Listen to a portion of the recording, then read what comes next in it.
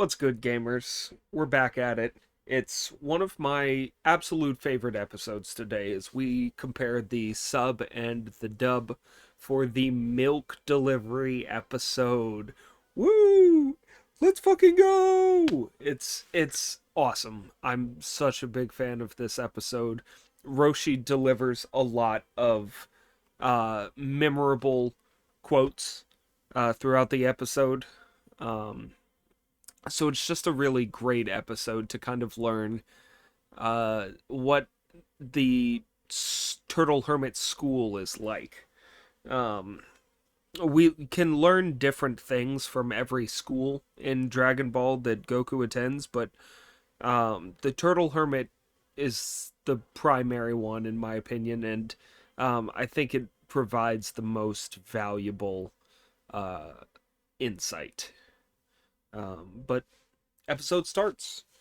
Um, we open on a night sky. The moon is still up. It seems like everyone is recovered well from the puffer fish debacle. Um, and we see Roshi waking up as Krillin kicks him in his sleep. They're sleeping together. He's lamenting the fact that Goku gets to sleep with Launch. Goku, the little restless sleeper that he is, tosses and turns a bit and wakes up Launch, and she covers him with a blanket because she has motherly tendencies, I guess, and gives him a little kiss on the cheek, and he wipes it away. She smiles and looks at him and um, says that she hopes she doesn't sneeze in her sleep and wake him up, which she does sneeze in her sleep, but she doesn't wake him. Goku is a notoriously heavy sleeper.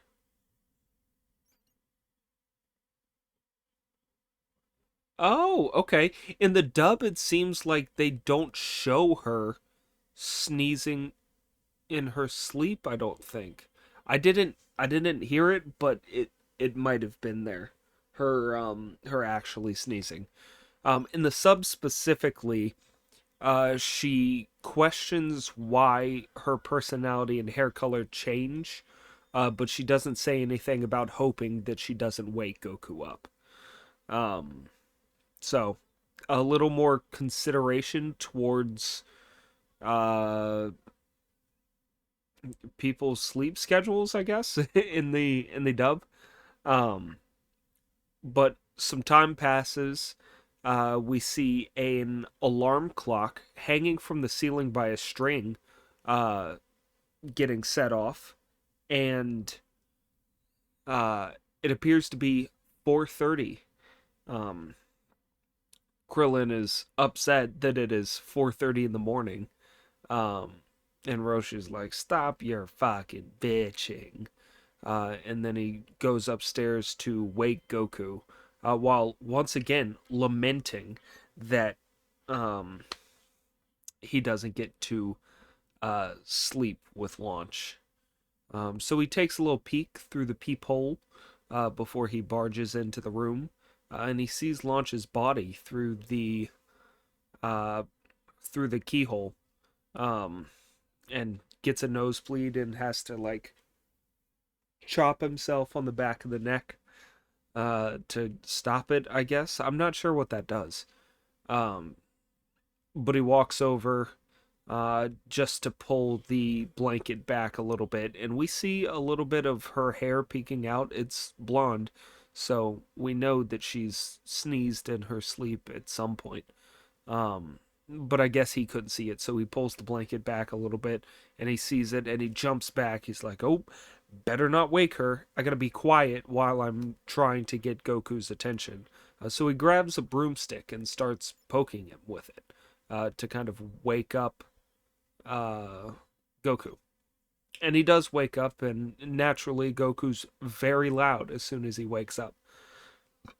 While Roshi goes, "Shh, shh, shh, don't wake up Launch." And of course he does. Um, and she's pissed, of course. She's like, "Why are you in my bed?" And Goku's like, "There weren't enough futons, so naturally I'm in your bed."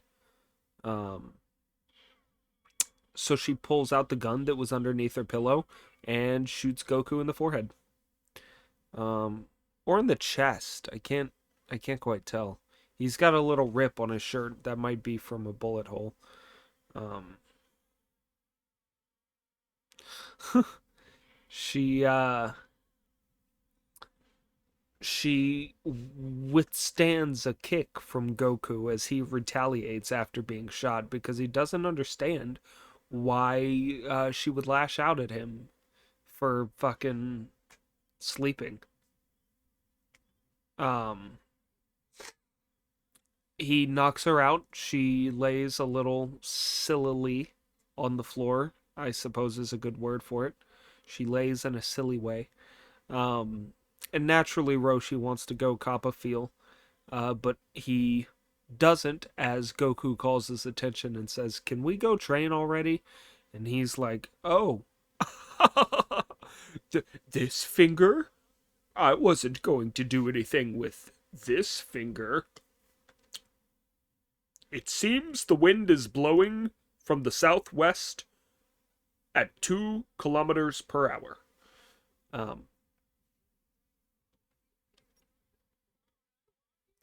I'm gonna pause it just so I can hear the dub.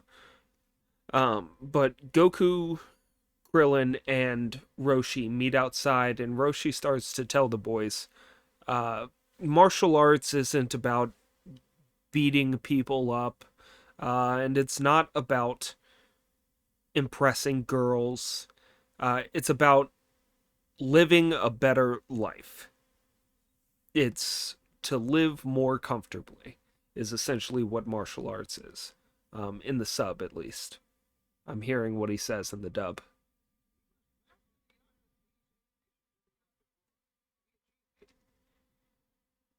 You must master the art of peace in addition to the art of war.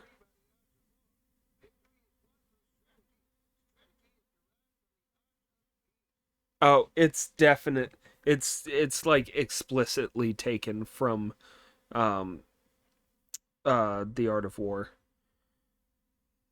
The art of war. I'm just looking it up on Google real quick.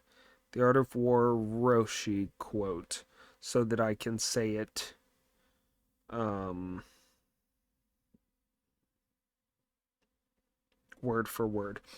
We must master the art of peace in addition to the art of war.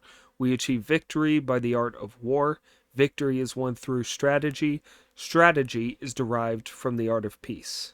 However, if any evil threatens you, or any other good innocent people with unethical force, it is your duty to defend, is what he says in the dub, which is just super indicative of Roshi's training at large. He's not training these boys to become unstoppable forces. He's training them to be beacons of their community, rather. In the sub specifically, um, he says, if someone is to threaten you, give them a nice whammo. Um,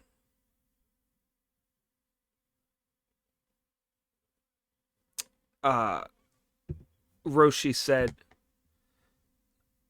we learn how to fight so we don't have to. We strive to maintain peace in the universe, which I'm sure is something anybody watching this has heard before. But it rings true. Um, Unfortunately, this rule is lost on Goku in his later years. Well, actually, I think Goku kind of tuned that one out. That little nugget of wisdom. Um, just because that kid loves to scrap. Krillin, it stuck with him. Um, but they set off. It's training time. Krillin's like, this Master Roshi's training doesn't seem all that bad actually.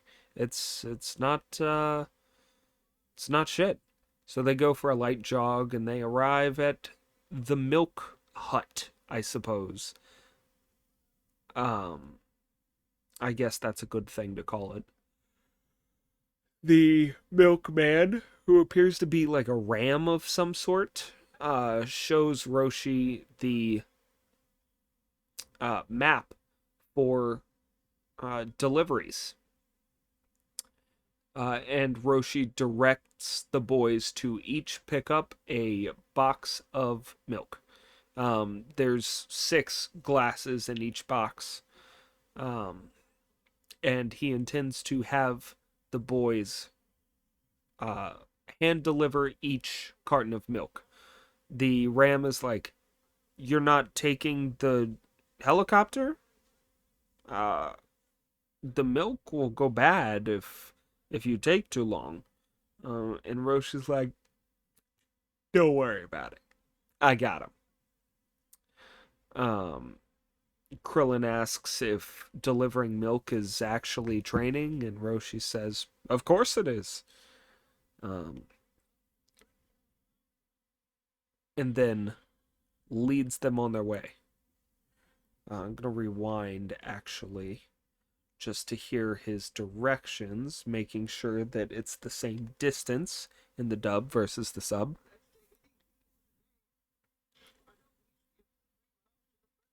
Okay, they did make a conversion. Um, Whereas in the sub, it is 2 kilometers of skipping. In the dub, it is 3 miles of skipping. Um, skip, la la la. Skip, la la la. Is what they're chanting as they skip along. It seems like Krillin is starting to fall back a little bit.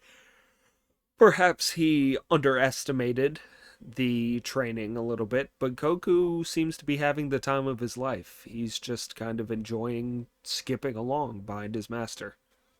Um, we get a quick shot of him subbing out the full for the empty. Krillin's taking his uh he's trying to catch his breath. Come on. Okay. No difference there. Um they make their first 2 deliveries and then Roshi switches it up. He says, "How about we zigzag along these trees?" As there's a long line of trees along their path.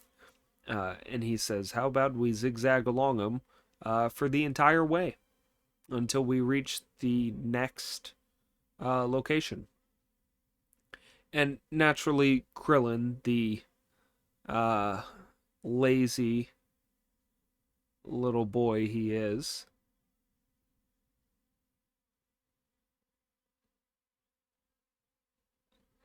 Zig 2 Zag 4 seems to be their chant in dub. When in the sub, it's just zigzag.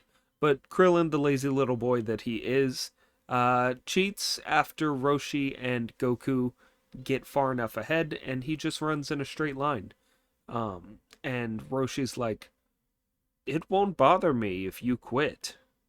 So naturally, Krillin runs back to where he started, just running straight forward, um, and starts zigzagging again. They make it to their next delivery. Uh, Roshi chastises Krillin and says, "If you take too long, the milk is gonna go sour." Um, and Krillin falls to the ground uh, and seems to just try to be taking a rest. And Roshi yells at him again and says, "Did I say you could take a break?" Um, and Roshi goes on to say, "So we don't have to run for this next section," but then points to the mountain behind them.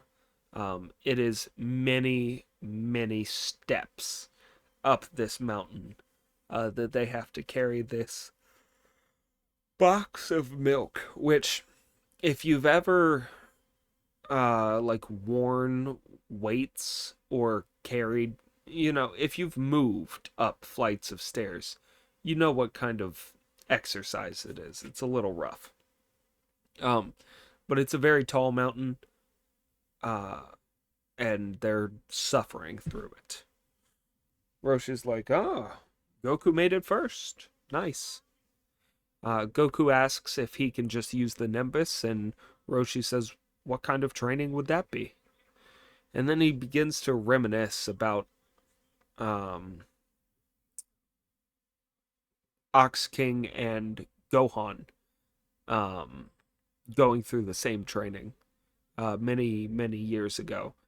And naturally, Goku perks right up. He said, "My grandpa delivered milk? Wow, that's cool." And then he looks at the bottle shining and is inspired. He takes off up the mountain. Wow, why do I keep yawning so much when I get down here? What's up with that? But he takes off up the mountain. Krillin right behind him, um, as he arrives to where Roshi has been resting, just kind of smoking, looking at the scenery. Um, Krillin arrives and Roshi congratulates him on making it up halfway. So they have an entire other half of the mountain to go. It's a little rough. Krillin is looking horribly worse for wear. Um,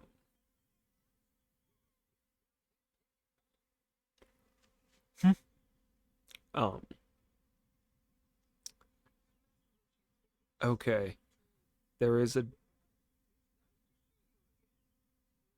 Okay, I guess they won't give his name in the dub, which is crazy. Okay. Sorry, I had to do the comparing. Um, I'm pulling it up right now. His name is Abbott, Abbot, or that's just his position. Um, Whatever it is, that's what he's addressed as in the sub. He's not addressed at all in the dub. They make it up to the top of the mountain, deliver the milk, and then Abbott offers the boys the milk to drink. And Goku's like, "I'll take it, I'll take it." And Roshi bonks him on the head and says, "No, you won't. You don't give milk and then take it." And he says, "Oh, okay. Thank you for the offer, but no."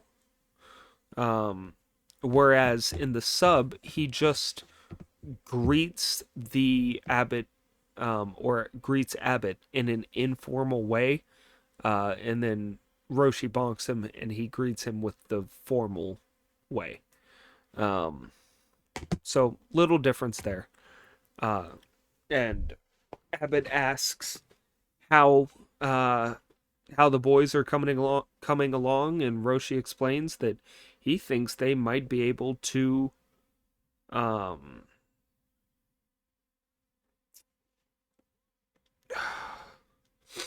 I gotta pause it. Roshi thinks that he may be able to enter the Tenkaichi Budokai, which is the greatest under the heavens tournament, which is just so dope. I'm so glad that we've reached this training arc so that we can know that the Tenkaichi Budokai is coming up. It's arguably the greatest part of Dragon Ball is these tournaments. There are multiple. Um,